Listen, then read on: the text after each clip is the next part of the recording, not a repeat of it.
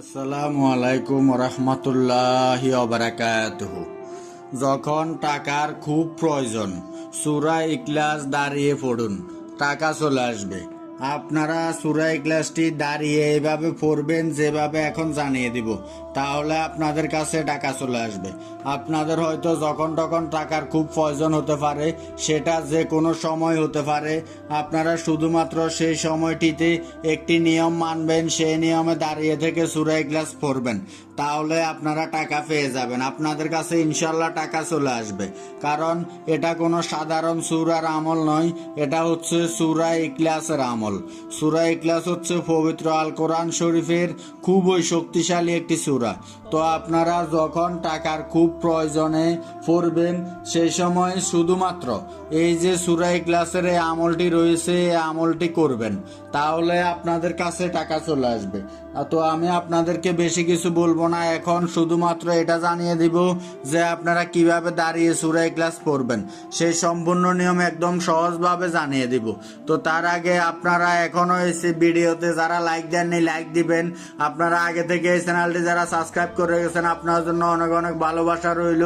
এখনো এই চ্যানেলটি যারা সাবস্ক্রাইব করেননি, চ্যানেলটি সাবস্ক্রাইব করে রাখবেন। এই আমলটি করার আগে একটি বিষয়ে খেয়াল রাখতে হবে, যখন আপনারা এই আমলটি করবেন অবশ্যই তার আগে এই ভিডিওটি মনোযোগ দিয়ে দেখবেন। এই ভিডিওটি মনোযোগ দিয়ে দেখতে হবে, তা না হলে কিন্তু হবে না। কারণ আপনারা যদি মনোযোগ দিয়ে না দেখেন, তাহলে এই ভিডিওটির আমলের ব্যাপারে আপনারা বুঝতে পারবেন না। আর আমলটির নিয়ম না বুঝতে পারলে এই আমলটি করে কোনো রেজাল্ট আসবে না।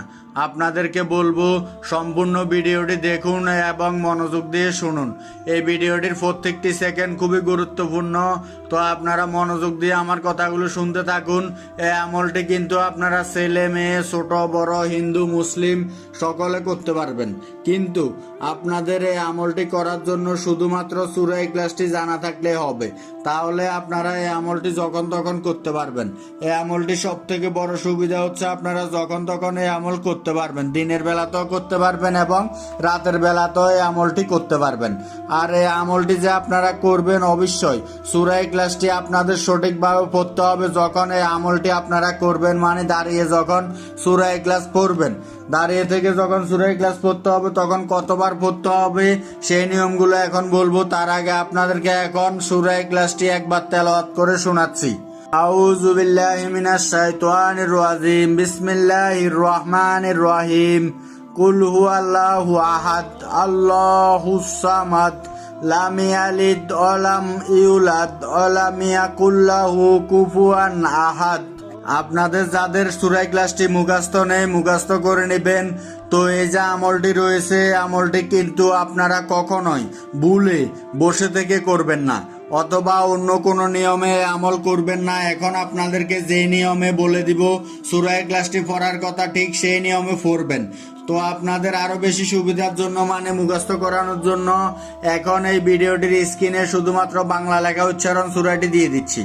আপনারা এই যে দেখতে পাচ্ছেন, ইনশাআল্লাহ সকলে কিন্তু আপনারা সূরা ইখলাসটি সঠিকভাবে পড়বেন, কেননা আপনাদেরকে মুখস্থ করানোর জন্য দুইটি মাধ্যম দেখিয়ে দিলাম, জানিয়ে দিলাম।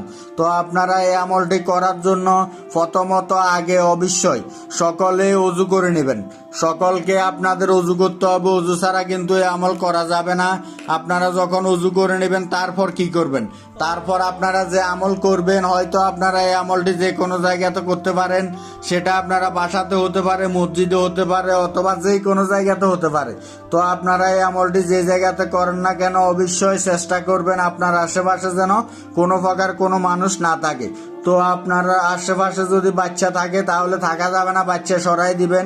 এটা খেয়াল রাখবেন, এটা হচ্ছে আমলটির নিয়ম। কারণ আপনার আশেপাশে কেউ থাকতে পারবে না, কোনো প্রকার কোনো মানুষ থাকতে পারবে না। তো তাই আপনারা এই আমলটি যখন করবেন, অবশ্যই যে যে নিয়মগুলো জানিয়ে দিলাম, এই নিয়মগুলো মেনে তারপর আমলটি করবেন। তো আপনারা সকলে কিন্তু এই ভুলটি করবেন না, আপনার আশেপাশে কোনো প্রকার কোনো মানুষ রাখবেন না। এই আমলটি করার জন্য যখন উযু করে নেবেন, তারপর আপনারা একটা পাক পবিত্র জায়গাতে দাঁড়াবেন এবং কতবার সূরা ইখলাস পড়বেন। এই আমলটি করার জন্য আগে বসে থেকে একটি নিয়মে সূরা ইখলাস পড়তে হবে। তারপর যেখানে বসে থেকে সূরা ইখলাস পড়বেন ঠিক সেই জায়গাতে দাঁড়িয়ে থেকে আবারও সূরা ইখলাস পড়তে হবে। এই আমলটি করার জন্য যে সূরা ইখলাস পড়তে হবে সেই সূরা ইখলাস একটি ছোট একটি সূরা, যদিও আপনাদেরকে পড়তে হবে অনেক বেশিবার। আপনারা হয়তো ভাবছেন আপনাদেরকে অল্প কিছুবার সূরা ইখলাসটি পড়তে হবে। বসে থেকে আমলটি করবেন আপনারা। এই আমলটি সকলকে ক্যাবলামুখী হয়ে বসে থেকে আমলটি করতে হবে। আপনারা ক্যাবলামুখী হয়ে বসে থেকে শুধুমাত্র প্রথমে আউযুবিল্লাহি মিনাশ শাইতানির রাজিম পড়ে নেবেন। পড়ার পর তারপর আপনারা বিসমিল্লাহির রহমানির রহিম একবার পড়বেন এবং সূরা ইখলাসটি একবার পড়বেন।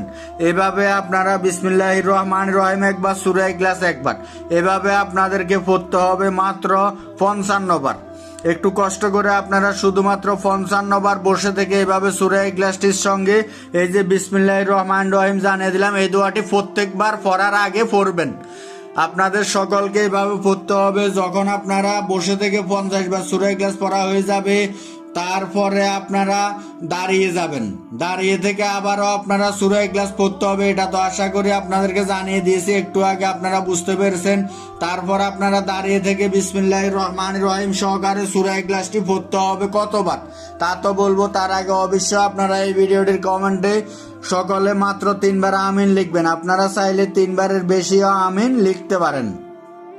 আপনাদেরকে সূরা ইখলাসটি তারপর যে পড়তে হবে দাঁড়িয়ে থেকে, সেই সময় কিন্তু সকলে মনে মনে পড়বেন এবং আপনারা যে প্রথমে সূরা ইখলাস পড়লেন বসে থেকে সেই সময় আপনারা মনে মনেও পড়তে পারেন অথবা উচ্চস্বরেও পড়তে পারেন, কিন্তু দাঁড়িয়ে থেকে আপনারা মনে মনে সূরা ইখলাসটি পড়তে হবে। আপনাদের দাঁড়িয়ে থেকে সূরা ইখলাস পড়তে হবে 99 বার। বিসমিল্লাহির রহমানির রহিম প্রত্যেকবার সূরা ইখলাস পড়ার আগে পড়তে হবে আপনারা 99 বার মাত্র দাঁড়িয়ে থেকে সূরা ইখলাসটি পড়বেন। এই আমলটি যে শুরু থেকে শেষ পর্যন্ত সম্পূর্ণ নিয়ম রয়েছে, আপনাদেরকে সম্পূর্ণ নিয়ম জানিয়ে দিয়েছি। এই আমলটি আপনারা সকলে করতে পারবেন, সকল ধর্মের মানুষরা ইনশাল্লাহ আমলটি করতে পারবেন। আপনাদের সকলকে আগে এই ভিডিওটি সম্পূর্ণ দেখে বুঝে জেনে তারপরে এই আমলটি করতে হবে। অবশ্যই আপনারা 5 ওয়াক্ত নামাজ পড়বেন, কারণ নামাজ ছাড়া কোনো আমল কবুল হয় না।